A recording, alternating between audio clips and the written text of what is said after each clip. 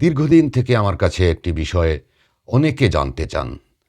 আমি সময় সুযোগ করে এই বিষয়টা আলোচনা করার সময় পাই না। আজকে একটু সময় করে বিষয়টা পরিষ্কার করার চেষ্টা করছি। এটি খুবই সেনসিটিভ একটি বিষয়, খুবই জরুরি বিষয় এবং প্রত্যেক মুমিন মুসলমান এই বিষয়টা জেনে রাখা প্রয়োজন। কারণ আকীদা এমন একটা বিষয়, আপনার আকীদা যদি ঠিক না থাকে তাহলে আপনি যতই নামাজ পড়েন, রোজা রাখেন, হজ করেন, যাকাত দেন আর ভালো কাজ করেন, আপনার ইবাদত কিন্তু আল্লাহ পাক কবুল করবেন না। ইবাদতের মধ্যে যদি খুলুসিয়ত না থাকে, ইবাদতের মধ্যে যদি একাগ্রতা না থাকে এবং সঠিক ইবাদত যদি না থাকে, তাহলে ইবাদত গ্রহণযোগ্য হয় না।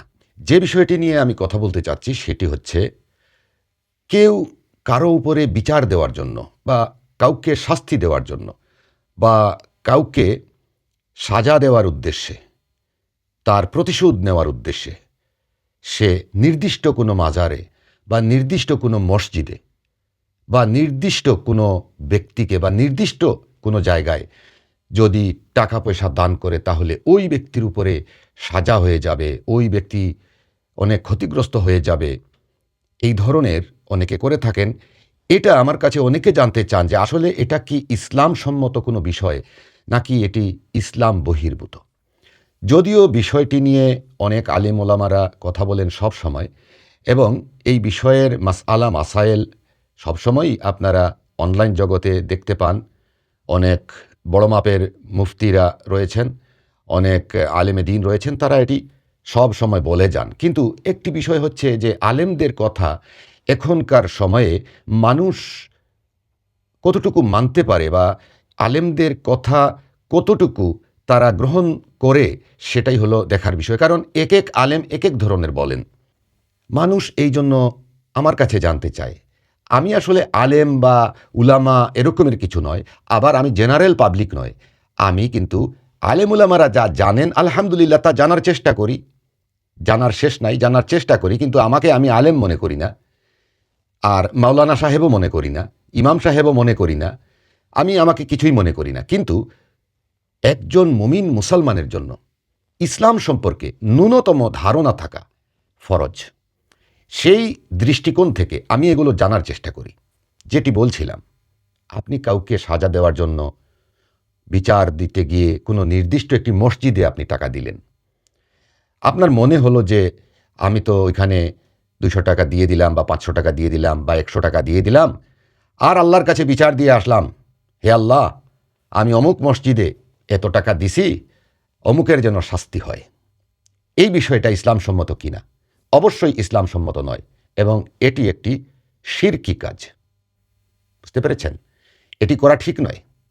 কারণ ইসলাম মানুষকে এটি শিক্ষা দেয় না যে আপনি কাউকে সাজা দেওয়ার জন্য, শাস্তি দেওয়ার জন্য, আপনি কাউকে ক্ষতি করার উদ্দেশ্যে আল্লাহকে ব্যবহার করবেন, আল্লাহর প্রতিষ্ঠিত কোনো প্রতিষ্ঠানকে ব্যবহার করবেন। এটি আগের যুগ থেকে, পূর্ব যুগ থেকে চলে আসছে। এটি আসলে নন মুসলিমরা আবিষ্কার করেছে। যেমন সনাতন ধর্মাবলম্বী যারা আছেন তারা অনেক আগে থেকেই এটা করতেন। কালীর থলিতে টাকা দিলে বা পাঠা দিলে বা অমুক জায়গায় বলি দিলে অমুক কাজ হবে, এই ধরনের একটা প্রথা সেই যুগ থেকে চলে আসছে। আর আমাদের এই উপমহাদেশ, বিশেষ করে বাংলাদেশ বা আমাদের আশেপাশের দেশগুলোতে মূলত সনাতন ধর্ম থেকে মানুষ ধীরে ধীরে কনভার্ট হয়ে মুসলমান হয়েছে, আর এখন তো মুসলমান থেকে মুসলমান হচ্ছে, কিন্তু প্রথাটা রয়ে গেছে ওই আগের। এখন মূল কথা হচ্ছে, এগুলো হচ্ছে মানুষের বানানো একটি বিষয়। কেউ হয়তো রুজি করার জন্য বা রোজগার করার জন্য বা টেকনিক ব্যবহার করার জন্য বা টেকনিক ব্যবহার করে কোনো একটা মসজিদকে নাম দিয়ে দিল যে এই মসজিদে যদি আপনি দান করেন আপনার মনের আশা পূর্ণ হবে, এই মসজিদে যদি আপনি দান করেন এবং আপনি যদি কারো উপরে বিচার প্রার্থী হন তাহলে 1 সপ্তাহের ভিতরে তার বিচার হয়ে যাবে। অথবা এই মাজারে যদি আপনি বিচার দিয়ে আসেন আর মাজারের বাক্সে যদি আপনি কিছু টাকা দিয়ে আসেন, তাহলে এতদিনের ভিতরে ওই দুশ্মন শত্রু একেবারে বিছানা শয্যাশায়ী হয়ে যাবে। এই ধরনের একটা মিথ, মানে একটি মিথ্যা জিনিসকে সমাজে প্রচলন করা হয়েছে, যার কারণে অনেকে কি করেন, একটা হাঁস চুরি হয়ে গেছে বা একটা ছাগল চুরি হয়েছে বা একটা গরু চুরি হয়েছে বা ঘর থেকে অলংকার চুরি হয়েছে, টাকা পয়সা চুরি হয়েছে, চোর ধরার পেছনে না গিয়ে অথবা আইনের আশ্রয় না নিয়ে দৌড় দেন কোনো নির্দিষ্ট একটি মসজিদ বা নির্দিষ্ট একটি মাজার বা নির্দিষ্ট কোনো পীরের কাছে গিয়ে বলেন যে আমি আপনার কাছে 100 টাকা দিলাম বা 500 টাকা দিলাম, বা কোনো মসজিদে কেউ বাক্সের মধ্যে কিছু টাকা দিয়ে আর ওইখানে আবার মনে মনে আল্লাহর কাছেও বলে যে আল্লাহ আমি তোমার অমুক মসজিদে দিছি, মনে হয় যেন আল্লাহ তার প্রতিনিধি পাঠাইয়া ওই মসজিদ বানাইছে আর বলছে যে ওই মসজিদে যদি তুই টাকা দেস তাহলে আমি তোর ওই গহনা চোরকে বা টাকা চোরকে বা হাঁস ছাগল চোরকে একেবারে ধূলিসাৎ করে দিব, যেমন মনে হয় আল্লাহ ওই রকমই বলে দিছে। আসলে তো তা নয়। এতে কি হয়, মসজিদ বা মাদ্রাসা বা যেখানে টাকা পয়সা দেওয়া হচ্ছে সেখানে ফান্ড জমা হচ্ছে, বিশাল অঙ্কের ফান্ড জমা হচ্ছে, এবং সেখানে কমিটি থাকেন, কমিটির মানুষেরা সেই ফান্ড গণনা করেন, কিছুটা মসজিদের কাজেও লাগান, কিছুটা ব্যাংকে জমা রাখেন, আর বাকি কিছুটা কি করেন সেটা আমি আর বলছি না এখানে। আমি চাই না কারো বিরুদ্ধে কিছু যাক, আমি চাই আপনারা সচেতন হন।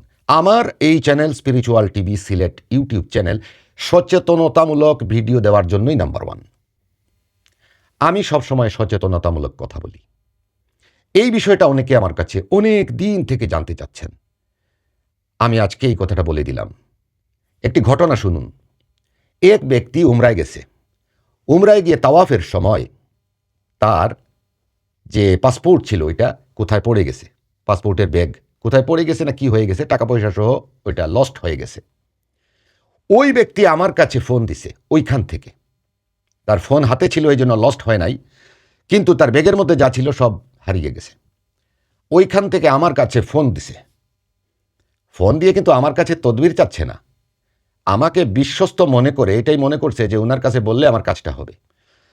আমার কাছে বলছে যে হুজুর আপনি 500টা টাকা অমুক মসজিদে কাউকে দিয়ে পাঠান, একটি নির্দিষ্ট মসজিদের নাম বলছে, ওই মসজিদে পাঠান এবং আমি যেন আমার পাসপোর্ট আর আমার টাকা পয়সা যেন ফেরত পাই, আর যদি না পাই তাহলে যে নিচে তার যেন শাস্তি হয়। আপনি অমুক মসজিদে 500টা টাকা আপনার পক্ষ থেকে দিয়ে দেন, আমি উমরা থেকে এসে আপনার টাকা দিয়ে দিব।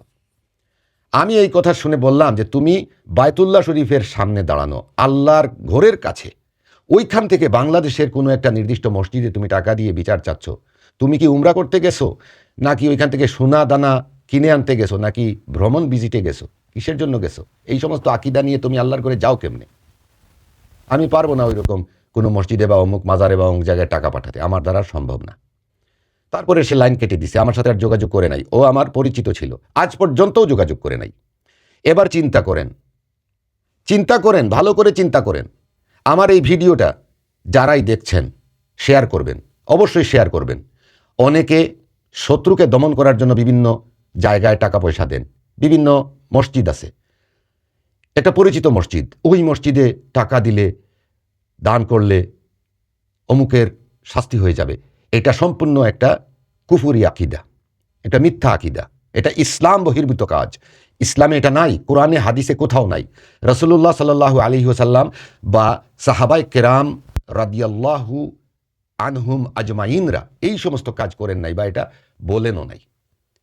আপনি বিচার দিতে পারেন, বিচারের জায়গা আছে। দুনিয়ার মধ্যে বিচারের জায়গা হচ্ছে প্রশাসন। যদি আপনাকে প্রশাসন হেল্প না করে, আপনি কার কাছে বিচার দিবেন? যিনি মূল বিচারক। আলাইসাল্লাহু বিআহকামিল হাকিমিন, আহকামুল হাকিমিন, হাকিমদের হাকিম, বিচারকদের বিচারক যিনি, তার কাছে বিচার দিবেন। আপনার কিছু হারিয়ে গেছে, আপনাকে কেউ কষ্ট দিছে, দুঃখ দিছে, আপনাকে কেউ প্রতারণা করছে, আপনাকে ধোঁকা দিছে, আপনাকে ক্ষতি করছে, আপনি আল্লাহর কাছে বিচার দেন। আর পারলে দুনিয়ার বিচার আপনি নিতে পারেন, যেটা প্রশাসনিক বিচার। রাসূলুল্লাহ সাল্লাল্লাহু আলাইহি ওয়াসাল্লাম যখন মসজিদে নববীতে বসে বিচার করেছেন গভর্নর হিসাবে, প্রেসিডেন্ট হিসাবে বা সুপ্রিম অথরিটি হিসাবে, তখন তো তিনি বিচার করেছেন। হযরত আবু বকর, ওমর, ওসমান, আলী রাদিয়াল্লাহু তাআলা আনহুম আজমাইনগণ যখন শাসক ছিলেন, তারা বিচার করেছেন। বিচার তো অবশ্যই দুনিয়াতে আছে। আপনার ক্ষতি কেউ করছে, আপনি প্রশাসনের কাছে বিচার দেন, পাশাপাশি আপনি আল্লাহর কাছেও বিচার দেন। সেটা আপনি ঘরে বসে দেন, নামাজের মাধ্যমে দেন, আল্লাহর কাছে বলেন, ডাইরেক্ট বলেন। আল্লাহ বলছেন ফাজকুরুনি আযকুরকুম ওয়াশকুরুলি ওয়ালা তাকফুরুন, তুমি আমাকে ডাকো আমিও তোমাকে ডাকবো, এবং আমার শুকর আদায় করো, আমার সাথে কুফুরি করিও না। আমরা গিয়ে মসজিদে টাকা দিয়ে বিচার দেই, মনে হয় যেন আল্লাহর এজেন্ট বসে আছে ওই মসজিদে। ওই মাজারে গিয়ে টাকা দেন। কালকে একটা ভিডিও দেখলাম, শাহজালালের মাজারের ডেকসি থেকে টাকা ভর্তি করে বেগে করে এক ব্যক্তি তার বাসায় নিয়ে যাচ্ছে, এক লোক ভিডিও করে ফেসবুকে দিছে, নাউজুবিল্লাহি মিন জালিক। আপনারা যে বিভিন্ন মাজারে যান, গিয়ে টাকা পয়সা দেন, এগুলো আর দিবেন না। মাজারে যাবেন, মাজারে গিয়ে জিয়ারত করবেন। জিয়ারত করা ভালো কাজ, সুন্নত কাজ। আর ওইখানে যদি কোনো মসজিদ থাকে, ওই মসজিদে আল্লাহর কাছে দোয়া চাইবেন। পীরের কাছে নয়, শাহজালালের কাছে নয়, আল্লাহর কাছে। শাহপুরানের কাছে নয়, আল্লাহর কাছে।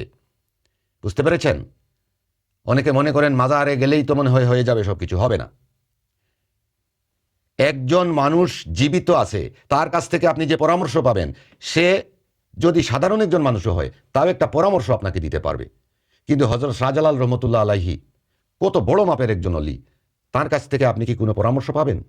তিনি তো দুনিয়াতে নেই, তিনি তো বারজাখের জীবনে চলে গেছেন। দোয়া করবেন নিজের জন্য, অলি আল্লাহর জন্য দোয়া করবেন। কিন্তু আমরা মাজারে গিয়ে যদি বলি, হে বাবা অমুক, হে বাবা খাজা বাবা, দয়াল বাবা খাজা বাবা, আপনি দিয়ে দেন, আপনার কাছে আসছি, এগুলা হলো শিরক। এগুলো করবেন না। আর কোনো মাজারে, মসজিদে আপনি কাউকে শাস্তি দেওয়ার জন্য টাকা দিবেন না। মসজিদে দান করবেন মসজিদের উন্নয়নের নিয়ত করে। আপনার নিয়ত যদি ঠিক না থাকে, আপনার দান কবুল হবে না। আপনি নিয়ত করবেন, এই মসজিদের উন্নয়নের জন্য আমি দান করলাম, বিনিময় চাইয়া দান করেন না যে আল্লাহ আমার অমুক কাজ কইরা দিও, আমি তোমার মসজিদে দান করছি। আল্লাহ এটা পছন্দ করে না। আপনি দান করবেন নিঃস্বার্থে, আর আল্লাহ আপনাকে কি দিবে সেটা আপনি জানবেন না, আপনি সেটা বুঝতেই পারবেন না, কল্পনা করতে পারবেন না।